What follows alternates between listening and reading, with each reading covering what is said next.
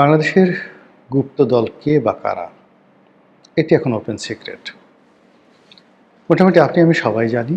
আর এই গুপ্তদল কি করতে পারে, কতটা উপকার করতে পারে, কতটা ক্ষতি করতে পারে, কতটা ভালোবাসতে পারে, কতটা রক কাটতে পারে, কি সর্বনাশ করতে পারে, সব মোটামুটি আমরা বুঝে গেছি।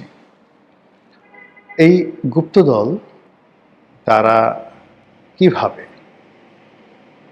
একটি সরকারকে পরাজিত করতে পারে, ক্ষমতা থেকে উচ্ছেদ করতে পারে, সরকারকে বিপদে ফেলতে পারে, একটি নির্বাচনকে ম্যানিপুলেট করতে পারে এবং আরও অনেক কিছু, যাকে 1971 সনে আমাদের মহান মুক্তিযুদ্ধের সময় এই বাংলাদেশের রাজনীতি, অর্থনীতি, জীবন, জীবিকা, নারীর ইজ্জত, সম্ভ্রম, মান, মর্যাদা তছনছ করে দেওয়ার যে বিশ্ব রেকর্ড তৈরি করেছিল, সেই গুপ্ত শক্তি সম্পর্কে এই মুহূর্তে বাংলাদেশে যদি সবচেয়ে বেশি সন্ত্রস্ত থাকেন কেউ, তিনি হলেন জনাব তারেক রহমান, মাননীয় প্রধানমন্ত্রী।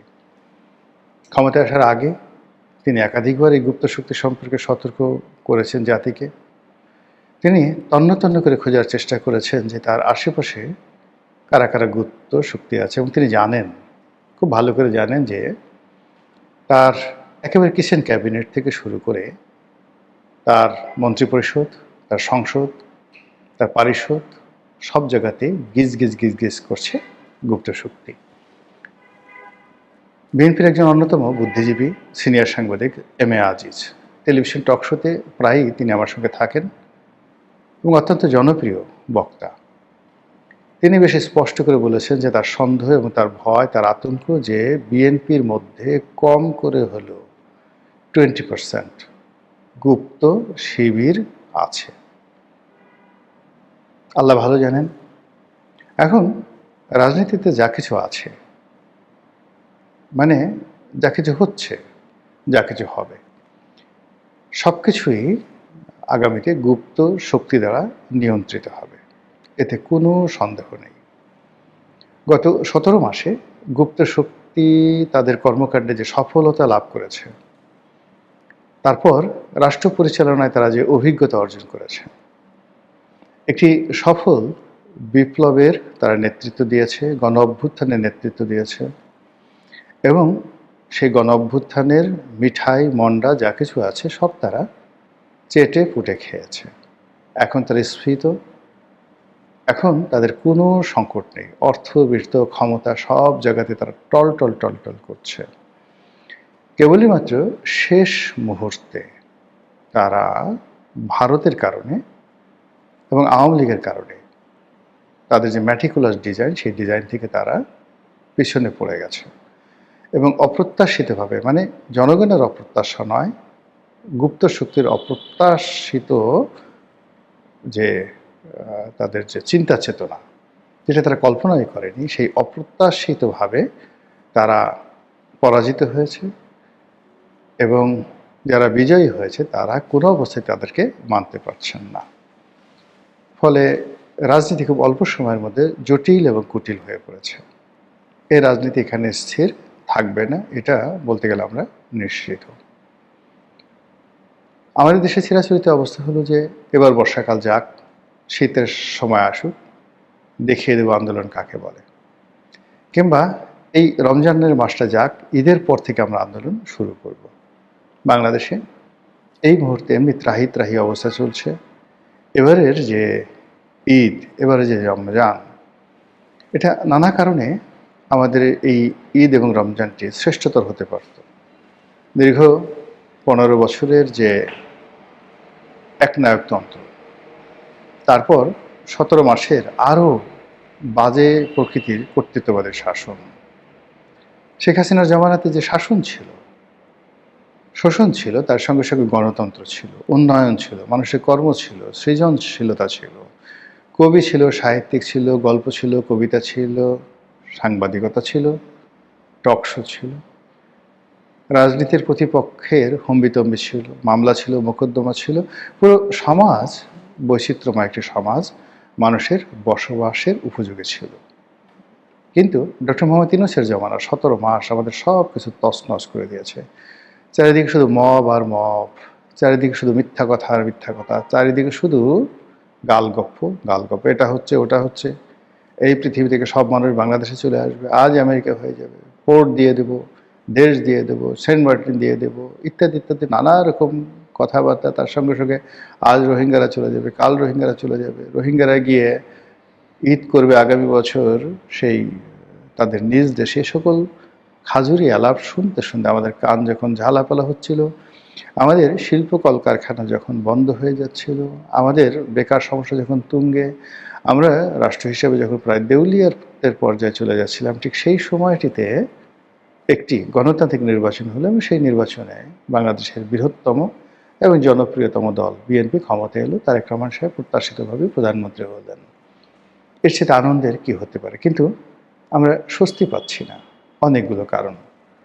প্রথম কারণ হলো যে এই মুহূর্তে দুটো নতুন যুদ্ধ, আফগানিস্তান এবং পাকিস্তানের যুদ্ধ, এবং আমাদের বাংলাদেশের রাজনীতিতে গত 17 মাসে পাকিস্তান এবং আফগানিস্তানের যে প্রভুত্ব, তাদের যে আধিপত্য, তাদের যে রাজনৈতিক মতাদর্শ যেভাবে আমাদের সমাজে বিস্তার লাভ করছে, এখানে যেটাকে বলা হয় কনফ্রন্ট্রেশন, এটি ইসলামিক কনফ্রন্ট্রেশন, এটি আমাদের জন্য রীতিমতো গোদের উপর বিস্ফোরা হয়ে দাঁড়িয়েছে। আমাদের দেশে এক ধরনের বা এক শ্রেণীর ইসলামপন্থী রয়েছেন যারা সদল বলে আফগানিস্তানে গিয়েছেন, আফগানিস্তানের যারা হত্যাকর্তা ব্যক্তি, তালেবানদের হত্যাকর্তা ব্যক্তি, তারা বাংলাদেশে এসেছেন এবং এই দেশটিকে একটি তালেবানি এমিরেট বা তালেবানি রাষ্ট্র করার জন্য অনেক মানুষ চেষ্টা করেছেন। অন্যপক্ষ এই রাষ্ট্রকে একটি পাকিস্তানের মতো করে, একটা পাকিস্তানকে রোল মডেল বানিয়ে এই রাষ্ট্রকে পাকিস্তানের আদলে গড়ে তোলার জন্য গত 17 মাসে চেষ্টা করেছে। এর বাইরে আরেকটি পক্ষ যারা এটাকে আমেরিকা বানাতে চেয়েছে, আবার আরেকটি পক্ষ এটিকে একটি Yunus land, the land of Yunus, এরকম তৈরি করার চেষ্টা করেছে।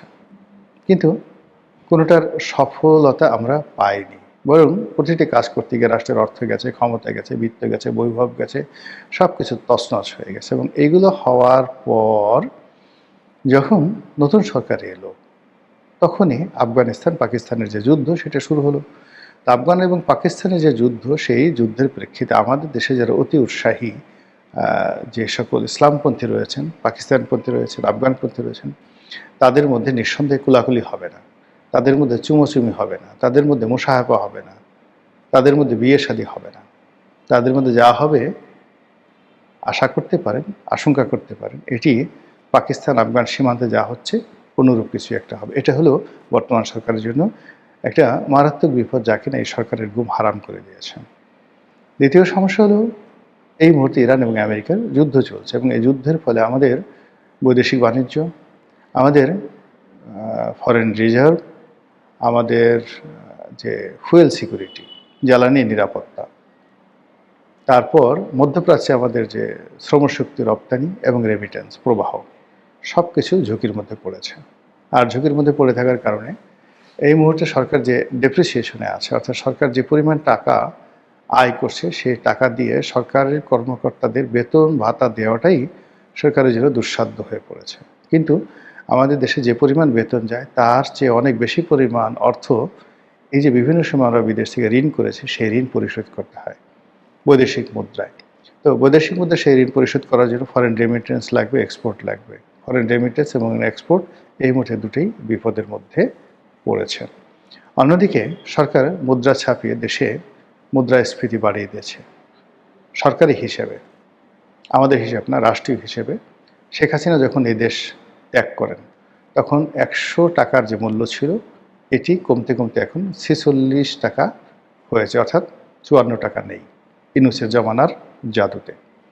আর তারেক সাহেবের জমানাতে যদি আবার আরেক দফা মুদ্রাস্ফীতি ঘটে, তাহলে এই টাকার মান যদি 25 টাকায় নেমে আসে, তাহলে বুঝতে পারেন যে আপনি আমি কোথায় চলে যাব। বস্তা বস্তা টাকা নিয়ে আপনাকে বাজারে যেতে হবে। ইলিশ মাছ শেখ হাসিনা যখন ছিলেন তখন 1600 টাকা কেজি ছিল, এখন সেই ইলিশ মাছের কেজি 4000 টাকা। বোঝার চেষ্টা করেন যে ইলিশ মাছের গন্ধ শুকে আপনাকে সময় পার করতে হবে। এছাড়া আরও যে সকল জিনিসপত্র, নিত্য প্রয়োজনীয় জিনিসপত্র, সকলের দাম মারাত্মকভাবে বেড়ে গেছে। টাকা ছিল বেসনের মূল্য। বেসন যেটা দিয়ে আপনার পেঁয়াজু, বেগুনি, হালিম যে বানান আর কি, বুটের ডাল। এগুলো এই কয়দিন আগে কিনলাম, দেখা গেল যে ১২০ টাকা না ৩০ টাকা দাম পার কেজি বেড়েছে। এইভাবে নিত্য প্রয়োজনীয় দ্রব্যের দাম। চাল, ডাল, আটা, ময়দার কথা না হয় বাদে দিলাম। তো সেই অর্থে অর্থনীতি এই ইরান এবং আমেরিকার যুদ্ধের ফলে কোন পর্যায়ে যাবে আমরা এখন পর্যন্ত বলতে পারি না। আর এই সময়টাতে তেলের রেশনিং হচ্ছে, পেট্রোল পাম্পগুলোতে রীতিমতো যুদ্ধাবস্থা, এবং আগামীতে যদি এই পেট্রোল নেওয়ার জন্য, পেট্রোল চুরি করার জন্য, পেট্রোল ডাকাতি করার জন্য একটা গ্যাং তৈরি হয়ে যায়, আমি খুব আশ্চর্য হব না।